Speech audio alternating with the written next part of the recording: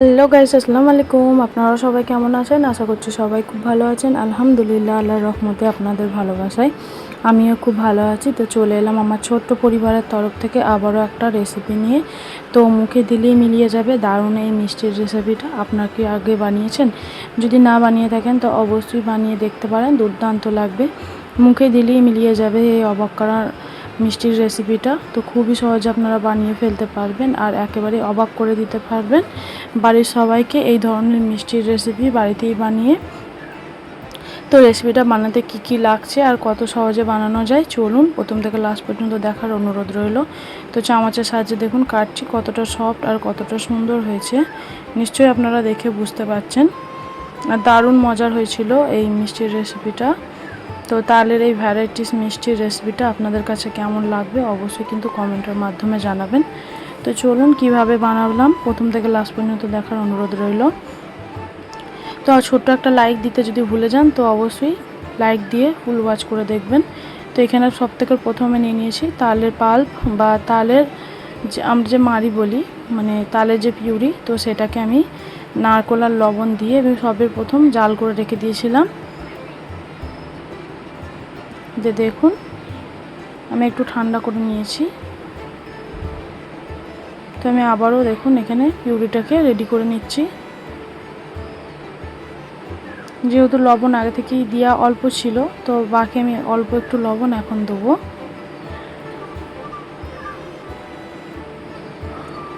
নারকেল দিয়ে বানালে খেতে এটা খুবই মজার লাগে।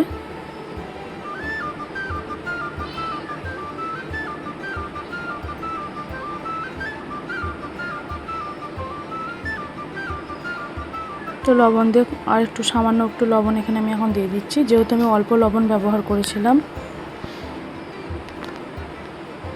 এখানে দিয়ে দিচ্ছি দেখুন, এখানে মিষ্টির পরিমাণটা আমি একটু বেশি দিয়েছি যেহেতু আমি মিষ্টি বানাচ্ছি। এখানে হাফ বাটির মানে বড় বাটির হাফ বাটির একটু কম পুরো বাটিটাই আমি এখানে চিনি অ্যাড করে দিলাম।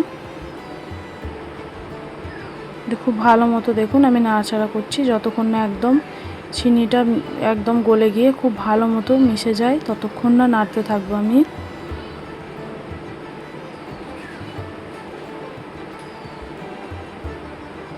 তো দেখুন চিনিটা দিয়ে খুব ভালো মতো এবার গলিয়ে নিচ্ছি আর খুব সুন্দরভাবে মিশে গেছে, দেখি আপনারা বুঝতে পারছেন।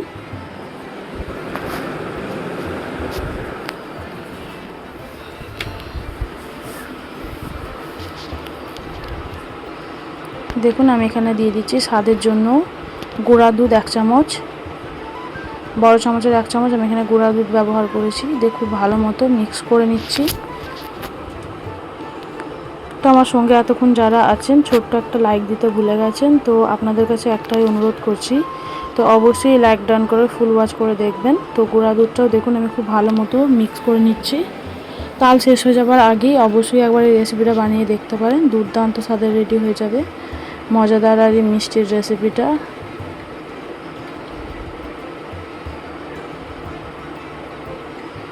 তো দেখুন খুব ভালো মতো মিক্স করে নিয়েছি, দেখেই বুঝতে পারছেন আর আগের থেকে অনেকটা পরিমাণের ঘনত্বটাও বেড়ে গেছে।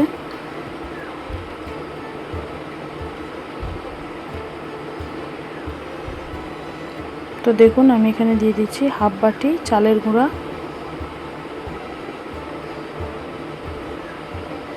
চালের গুঁড়াটা দিয়ে খুব ভালো মতো মিক্স করে নিচ্ছি। তারপর দিয়ে দিচ্ছি বড় বাটির 1 বাটি ময়দা। পুরো ময়দাটা আমি এখানে ঢেলে দিলাম।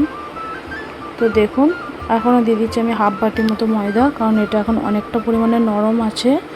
তো আমি এখনও হাফ বাটি ময়দা দিয়ে খুব ভালো মতো একটা ডো তৈরি করে নেব।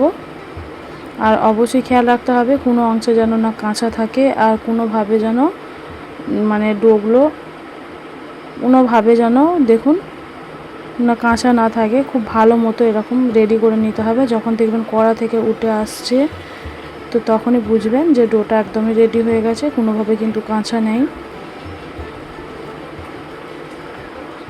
তো এখানে একটা প্লেটের মধ্যে আমি ঢেলে নিচ্ছি, একটু ঠান্ডা করে নেব।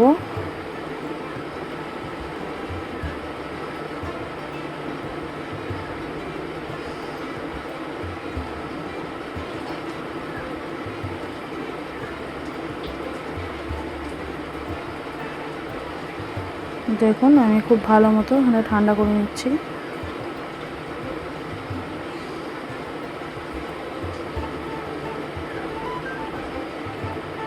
তো খুব ভালো মতো ঠান্ডা হয়ে গেছে, তখন হাতের সাহায্যে আমি হাতটাকে একটু ধুয়ে, তো দেখুন খুব ভালো মতো আলতো হাতে আমি খুব ভালো মতো মেখে নেব,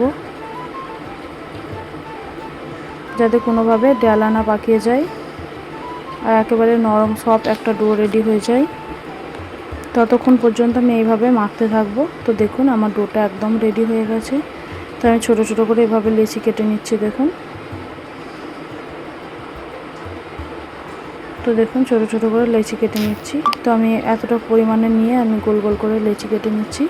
তো আপনারা অবশ্যই আপনাদের পরিমাণ হিসেবে এরকম গোল গোল করে তৈরি করে নিতে পারেন।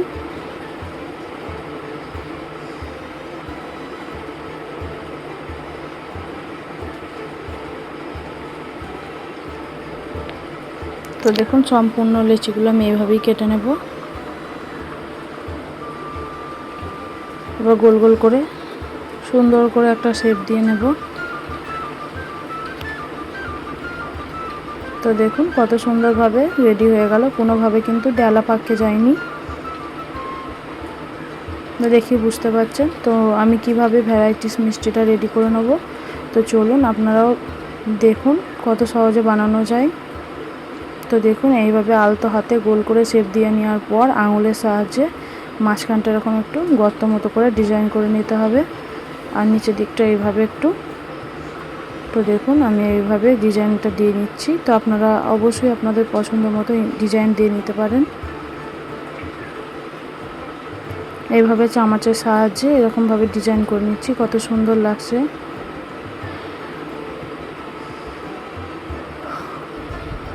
তো ডিজাইনটা দেওয়ার পর লুকটাই দেখুন কতটা সুন্দর হয়ে গেল। তো এইভাবে প্রত্যেকটা আমি রেডি করে নেব।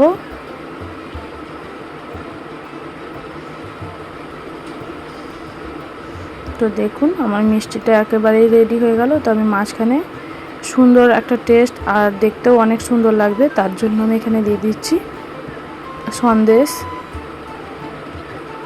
তো আমার চ্যানেলেও অলরেডি সন্দেশের রেসিপি দেওয়া আছে, তো সন্দেশটাও আমার হাতেরই বানানো।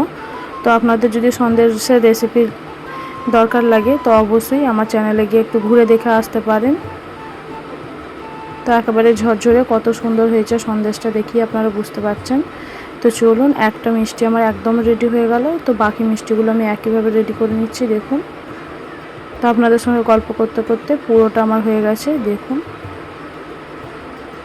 তো কত সুন্দরভাবে ডিজাইনগুলো রেডি হয়ে যাচ্ছে।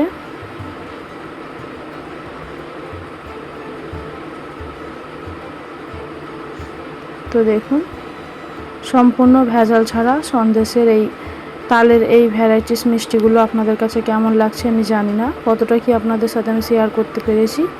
যতটুকুই শেয়ার করতে পেরেছি, তো আপনাদের কাছে যদি ভালো লাগে একটু শেয়ার করে দেবেন, লাইক কমেন্ট করে পাশে থাকবেন। আর চ্যানেলে নতুন হয়ে থাকলে চ্যানেলটিকে সাবস্ক্রাইব করে অল নোটিফিকেশানটাকে অন করে রাখবেন, কারণ আমি বিভিন্ন রেসিপি শেয়ার করে থাকি, সিম্পল রেসিপি বা কিছু ইউনিক রেসিপি, নাস্তার রেসিপি, অনেক রকমের রান্নার রেসিপি আমার চ্যানেলে দেওয়া আছে। তো আপনারা চাইলে একটু চেক করতে পারেন। আর কী ধরনের রেসিপি দেখতে আপনারা পছন্দ করবেন তো অবশ্যই সেটাও কিন্তু কমেন্টের মাধ্যমে জানাবেন। ইনশাল্লাহ চেষ্টা করব সেই রেসিপিও আপনাদের মাঝে শেয়ার করার। তো দেখুন সম্পূর্ণ মিষ্টিগুলো আমার রেডি হয়ে গেল। তো চলুন লাস্টের স্টেপটাও দেখা যাক কতটা সুন্দরভাবে রেডি হয়।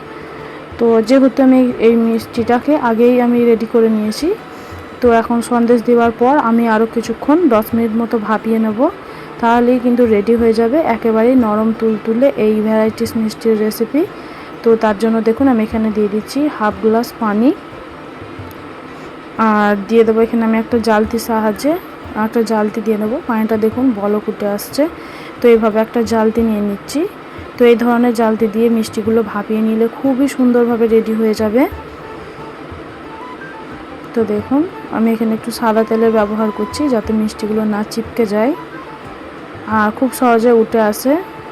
তো এই স্টেপটা অবশ্যই আপনারা ফলো করে দেখতে পারেন, খুবই সুন্দর একটা পদ্ধতি, কোনোভাবে কিন্তু ভেঙেও যাবে না, আবার কোনোভাবে কিন্তু চিপকেও যাবে না, একেবারে পারফেক্টভাবে মিষ্টিগুলোকে রেডি করে ফেলতে পারবেন।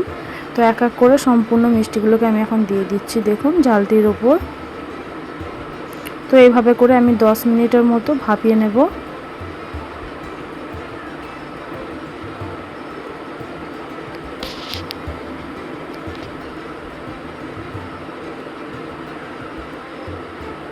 সম্পূর্ণ মিষ্টিগুলো দেখুন আমি সাজিয়ে নিচ্ছি। তো মিষ্টিগুলো মুখে দেওয়া মাত্রই কিন্তু মিলিয়ে যাবে আর খেতে কিন্তু দারুণ লাগবে।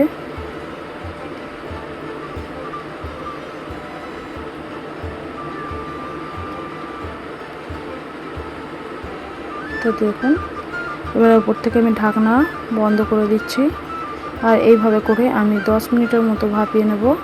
তো আমি দেখুন যে ছিদ্রটা আছে যাতে ভাপটা খুব সুন্দরভাবে দেওয়া যায় তার জন্য আমি এখানে একটু পেপার ইউজ করছি, দিয়ে এভাবে ছিদ্রটাকে বন্ধ করে দিচ্ছি। তো এইভাবে করে আমি 10 মিনিটের মতো ভাপিয়ে নেব। আর কত সুন্দরভাবে দেখুন উপর থেকে দেখে বুঝতে পারছেন মিষ্টিগুলো একদম কমপ্লিট হয়ে গেছে। ভাপানোর পর একেবারেই কমপ্লিট আর খেতেও কিন্তু অনেক মজার হয়েছিল। তো আপনাদের কাছে কেমন লেগেছে রেসিপিটা অবশ্যই কিন্তু লাইক কমেন্ট শেয়ার করবেন। তো এক এক করে এবার আমি এগুলো ঠান্ডা হয়ে যাবার পর প্লেটে উঠিয়ে নিলেই কিন্তু রেডি হয়ে যাবে।